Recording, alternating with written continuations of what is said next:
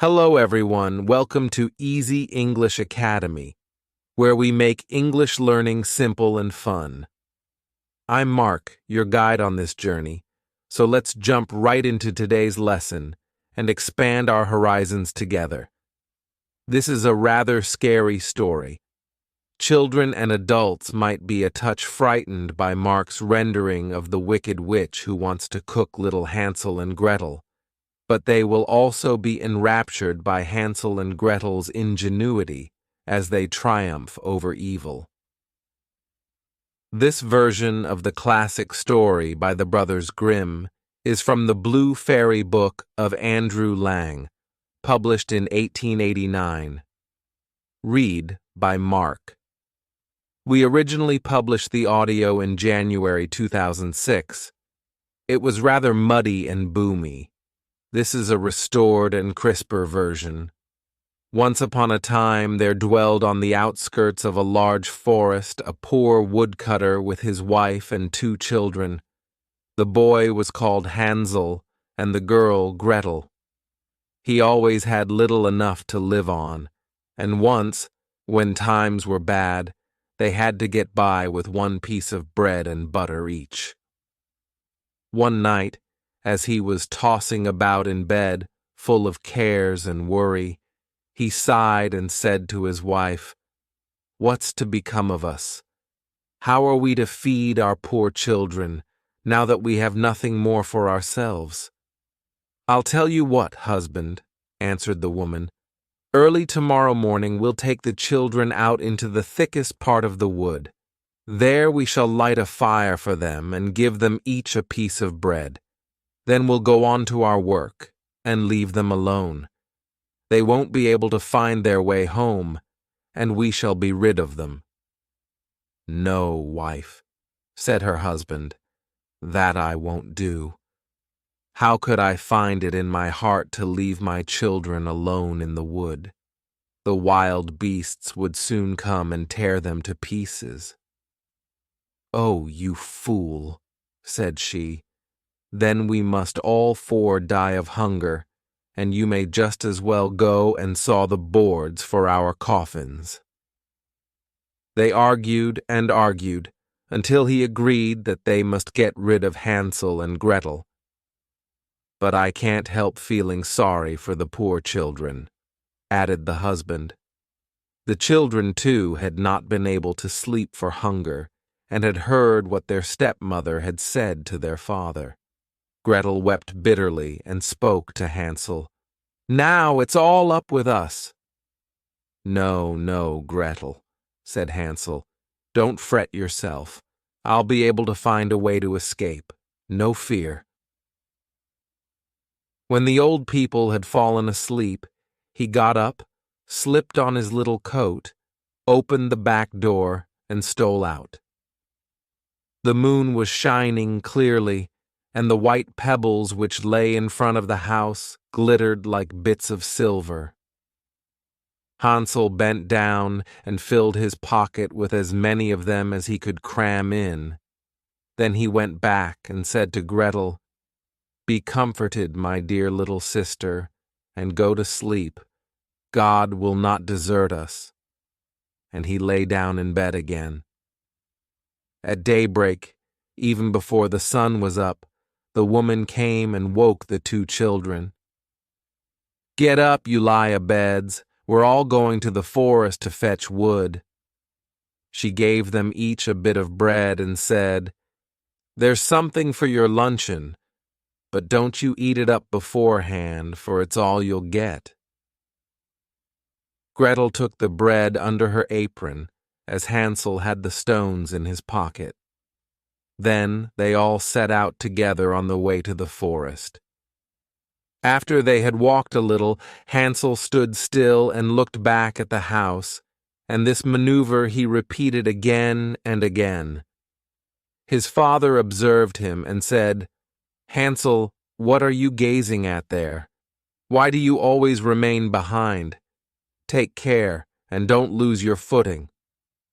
"Oh, father," said Hansel, "I am looking back at my white kitten, which is sitting on the roof waving me a farewell."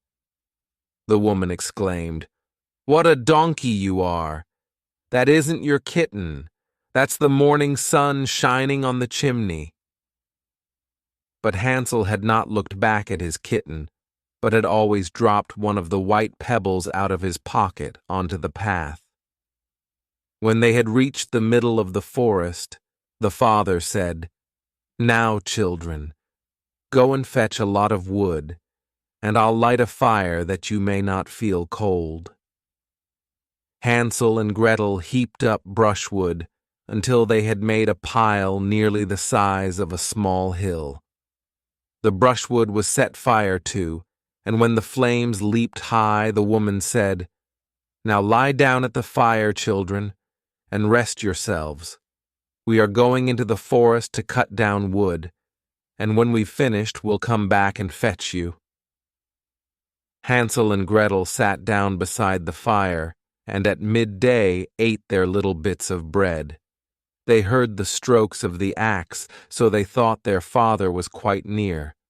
But it was no axe they heard, but a bough he had tied on a dead tree, and that was blown about by the wind. When they had sat for a long time, their eyes closed with fatigue, and they fell fast asleep. When they awoke at last, it was pitch dark. Gretel began to cry and said, "How are we ever to get out of the wood?" Hansel comforted her.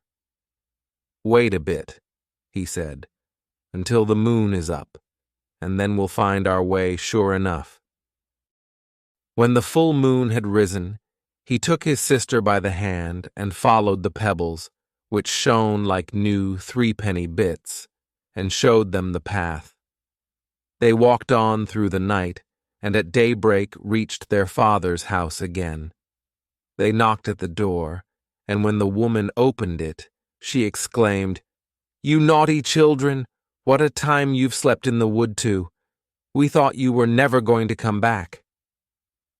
The father rejoiced, for his conscience had reproached him for leaving his children behind by themselves.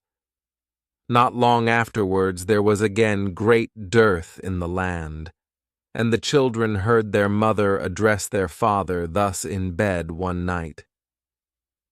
"Everything is eaten up once more. We have only half a loaf in the house, and when that's gone, it's all up with us. The children must be gotten rid of. We'll lead them deeper into the wood this time, so that they won't be able to find their way out again. There is no other way of saving ourselves." The man's heart smote him heavily. He thought, surely it would be better to share the last bite with one's children. But his wife wouldn't listen to his arguments, and did nothing but scold and reproach him. If a man yields once, he's done for, and so, because he had given in the first time, he was forced to do so the second. The children were awake again, and had heard the conversation. When the old people were asleep, Hansel got up and wanted to go out and pick up pebbles again, as he had done the first time. But the woman had barred the door, and Hansel couldn't get out. But he consoled his little sister and said, "Don't cry, Gretel, and sleep peacefully, for God is sure to help us." At early dawn, the woman came and made the children get up. They received their bit of bread, but it was even smaller than the time before. On the way to the wood, Hansel crumbled it in his pocket, and every few minutes he stood still and dropped a crumb on the ground. "Hansel, what are you stopping and looking about you for?" said the father. "I'm looking back at my little pigeon, which is sitting on the roof waving me a farewell," answered Hansel. "Fool," said the wife, "that isn't your pigeon. It's the morning sun glittering on the chimney." But Hansel gradually threw all his crumbs on the path. The woman led the children still deeper into the forest, farther than they had ever been in their lives before. Then a big fire was lit again, and the mother said, "Just sit down there, children, and if you're tired, you can sleep a bit. We're going into the forest to cut down wood, and in the evening, when we're finished, we'll come back to fetch you." At midday, Gretel divided her bread with Hansel, for he had strewn his all along their path. Then they fell asleep. Evening passed away, and nobody came to the poor children. They didn't awake until it was pitch dark, and Hansel comforted his sister, saying, "Only wait, Gretel, till the moon rises, then we shall see the breadcrumbs I scattered along the path.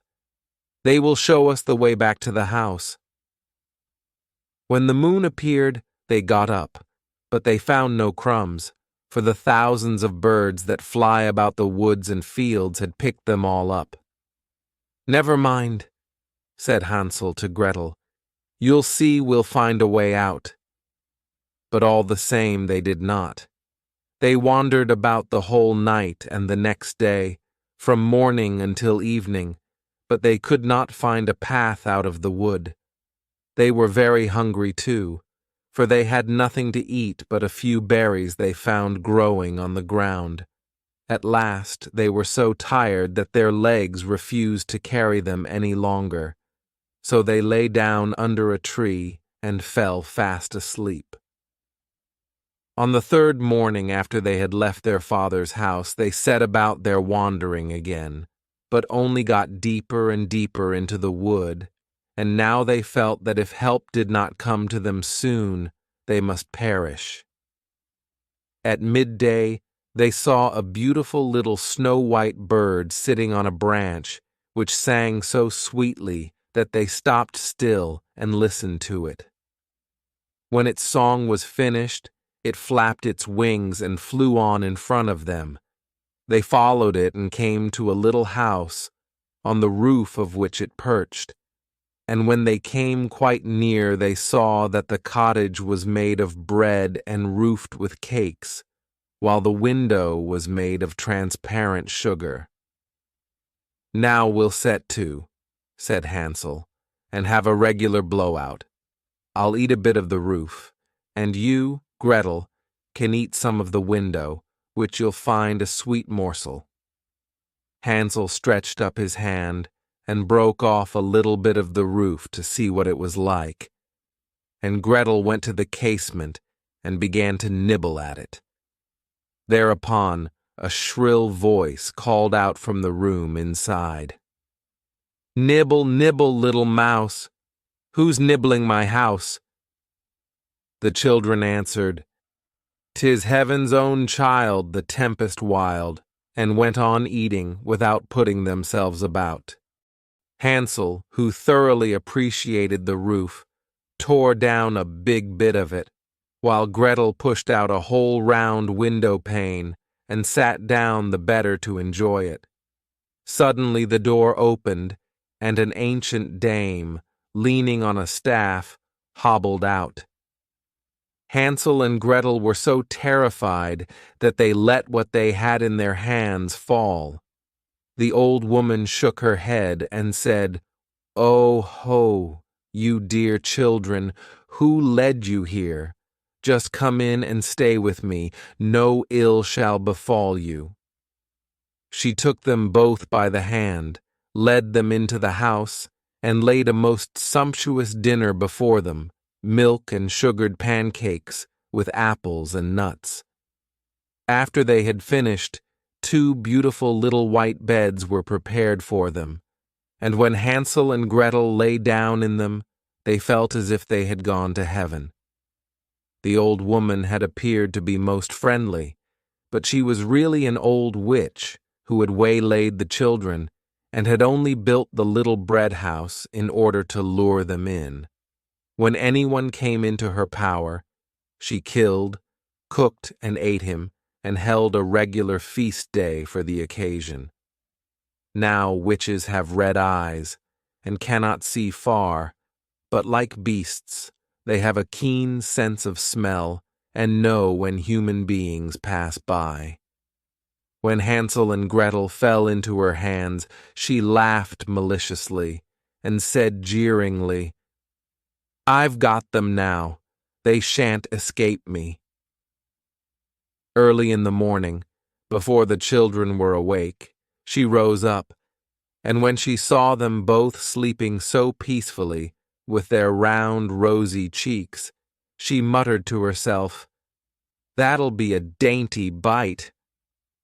Then she seized Hansel with her bony hand and carried him into a little stable and barred the door on him.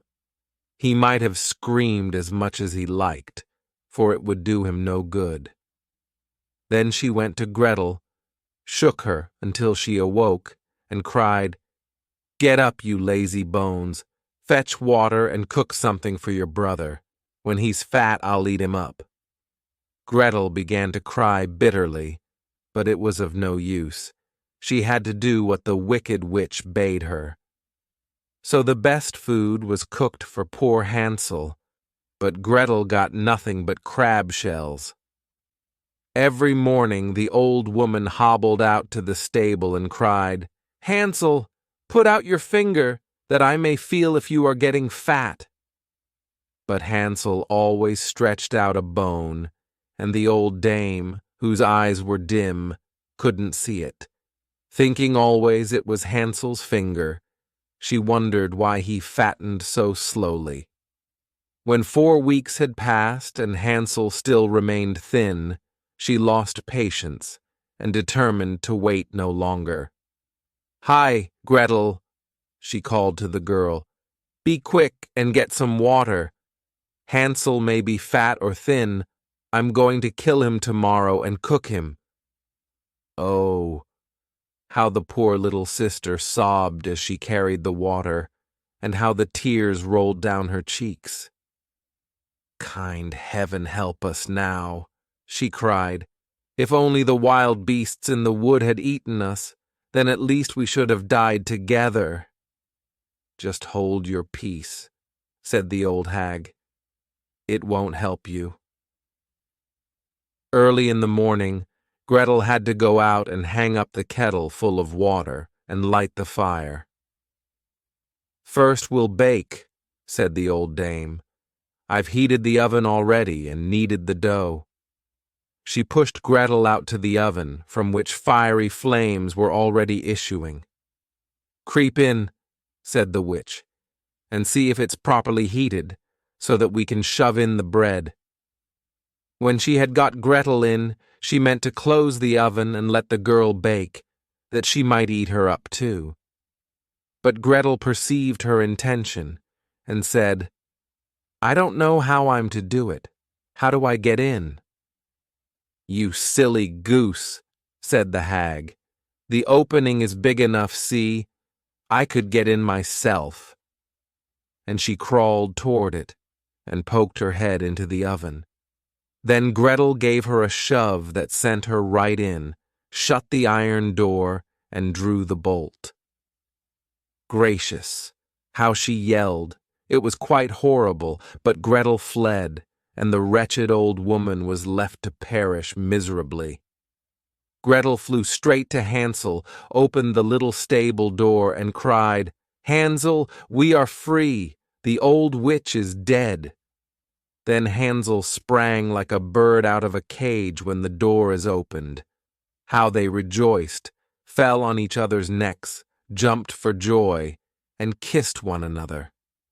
As they had no longer any cause for fear, they went in the old hag's house, and here they found in every corner of the room boxes with pearls and precious stones. "These are even better than pebbles," said Hansel, and crammed his pockets full of them. Gretel said, "I too will bring something home," and she filled her apron full. "Now," said Hansel, "let's go and get well away from the witch's wood." When they had wandered about for some hours, they came to a big lake. "We can't get over," said Hansel. I see no bridge of any sort or kind." "Yes, and there's no ferry boat either," answered Gretel. "But look, there swims a white duck. If I ask her, she'll help us over." And she called out, "Here are two children, mournful very, seeing neither bridge nor ferry. Take us upon your white back, and row us over, quack, quack." The duck swam towards them, and Hansel got on her back and bade his little sister sit beside him. "No," answered Gretel, "we should be too heavy a load for the duck. She shall carry us across separately." The good bird did this, and when they were landed safely on the other side, and had gone for a while, the wood became more and more familiar to them, and at length they saw their father's house in the distance. Then they set off to run, and bounding into the room, fell on their father's neck. The man had not passed a happy hour since he left them in the wood, and the woman had died. Gretel shook out her apron so that the pearls and precious stones rolled about the room, and Hansel threw down one handful after the other out of his pocket. Thus all their troubles were ended, and they lived happily ever afterwards. Thanks for joining me today on Easy English Academy. If you found this lesson helpful, don't forget to like, subscribe, and click the bell icon to stay updated with all our latest videos. Keep practicing, stay curious, and I'll see you in the next lesson. Happy learning, everyone!